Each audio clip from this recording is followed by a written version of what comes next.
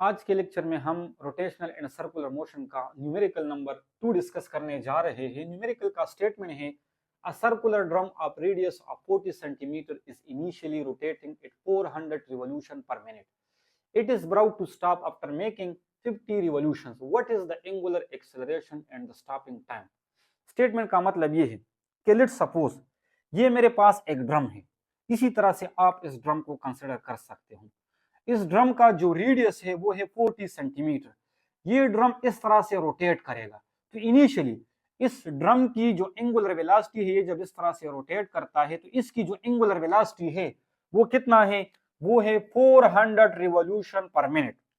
अगर initial velocity 400 revolution per minute है तो आगे स्टेटमेंट में क्या कह रहा है कि जब ये ड्रम 50 रिवॉल्यूशन कंप्लीट कर देता है, यानी इस तरह से रोटेट होते होते ये जब आगे जाके 50 रिवॉल्यूशन कंप्लीट कर देता है तो ये यहां पर एक पॉइंट पर रुक जाता है। क्लियर? तो बताइए इस ड्रम में कितनी एक्सेलरेशन प्रोड्यूस हुई होगी, हमने उसको निकालना है। और साथ में जब यहां से यहां तक जाते हुए ये ड्रम जब 50 रिवॉल्यूशन को कंप्लीट कर देता है तो इस दौरान जितना टाइम गुजर जाता है तो हमने उस टाइम को भी क्या करना है? निकालना है। क्लियर? तो इन दो चीजों को हमने निकालना है। जाहिर बात है जब इसकी कुछ इनिशियल वेलोसिटी थी, टाइम गुजरने के साथ साथ ये जब किसी खास पॉइंट पर रुक जाता है तो इसका मतलब ये है कि इसकी एंगुलर वेलोसिटी में डिक्रीज आ रहा है। और जब भी वेलोसिटी में चेंज आएगा तो एक्सेलरेशन प्रोड्यूस होगा। हमने उस एक्सेलरेशन को निकालना है।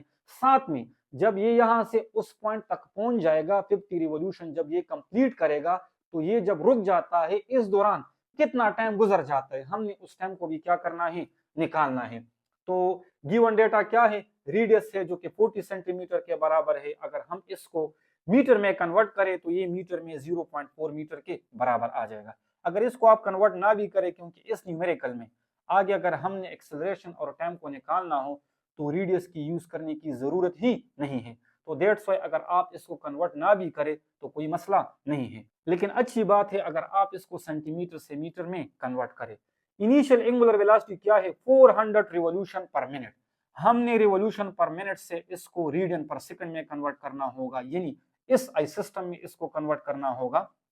तो 400 अपनी जगह पर, रिवॉल्यूशन की जगह पर मैंने क्या पुट कर दी है? 2 पाई रेडियन। यानी हमें मालूम है 1 रिवॉल्यूशन 2 पाई रेडियन के बराबर है।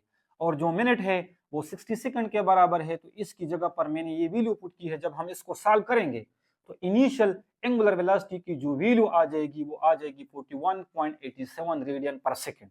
क्लियर? फाइनल एंगुलर वेलोसिटी क्या होगी? वो जीरो होगी। जाहिर बात है जब 50 रिवॉल्यूशन ये कंप्लीट करेगा और फिर उसके बाद जब ये रुक जाएगा तो वहां पर इसकी जो फाइनल वेलोसिटी है वो जीरो होगी। नंबर ऑफ रिवॉल्यूशन यानी थीटा, जिसको हम एंगुलर डिस्प्लेसमेंट कहते हैं, वो क्या है? वो 50 रिवॉल्यूशन है। रिवॉल्यूशन से हमने इसको भी रेडियन में कन्वर्ट करना है, यानी इस सिस्टम में हमने कन्वर्ट करना होगा। तो 1 रिवॉल्यूशन किसके बराबर है? 2 पाई रेडियन के बराबर है। जब हम इसको मल्टीप्लाई करेंगे तो एंगुलर डिस्प्लेसमेंट की जो वैल्यू आ जाएगी वो आ जाएगी 314 रेडियन। रिक्वायर्ड क्या है? हमने किस चीज को निकालना है? हमने एंगुलर एक्सेलरेशन को निकालना है और साथ में स्टॉपिंग टाइम को निकालना है। सबसे पहले हम एंगुलर एक्सेलरेशन को निकालते हैं। We know that third equation of motion से हमें मालूम है जिस तरह से लीनियर क्वांटिटीज के लिए थर्ड इक्वेशन ऑफ मोशन है, बिल्कुल उसी तरह से एंगुलर क्वांटिटीज के लिए भी थर्ड इक्वेशन ऑफ मोशन होता है जो कि बराबर होता है 2। ये एंगुलर एक्सेलरेशन को रिप्रेजेंट करता है, ये एंगुलर डिस्प्लेसमेंट को। This is angular final velocity का स्क्वायर एंड ये है इनिशियल एंगुलर वेलोसिटी का स्क्वायर। हमने चूंकि अल्फा को निकालना है, एंगुलर एक्सेलरेशन को निकालना है, तो 2 थीटा को हम बुथ साइड क्या करेंगे? डिवाइड करेंगे। तो एंगुलर एक्सेलरेशन के लिए जो फाइनल इक्वेशन बन जाएगा वो ये बन जाएगा। अब इसके बाद आप लोगों ने करना क्या है? इसके बाद आप लोगों ने इसमें से वैल्यू पुट करनी है। जब हम वैल्यू को पुट करेंगे और सॉल्व करेंगे तो एंगुलर एक्सेलरेशन की जो वैल्यू आ जाएगी वो आ जाएगी -2.79 रेडियन पर सेकंड स्क्वायर। यहाँ पर ये नेगेटिव साइन किस चीज को रिप्रेजेंट करता है? ये रिप्रेजेंट करता है कि जो इनिशियल एंगुलर वेलोसिटी थी वो डिक्रीज हो रहा है। तो जब डिक्रीज हो रहा है तो ये नेगेटिव साइन उस डिक्रीजिंग वेलोसिटी को रिप्रेजेंट कर रहा है। क्लियर? Stopping time. अब इसके बाद हमने उस टाइम को निकालना है कि 50 रिवॉल्यूशन गुजरने के बाद जब ये रुक जाता है तो इस दौरान कितना टाइम गुजर जाता है, हमने उस टाइम को निकालना है। वी नो दैट जिस तरह से first equation of motion linear quantities के लिए है, बिल्कुल इसी तरह से एंगुलर क्वांटिटीज के लिए भी है। Final velocity is equal to initial velocity plus acceleration and time.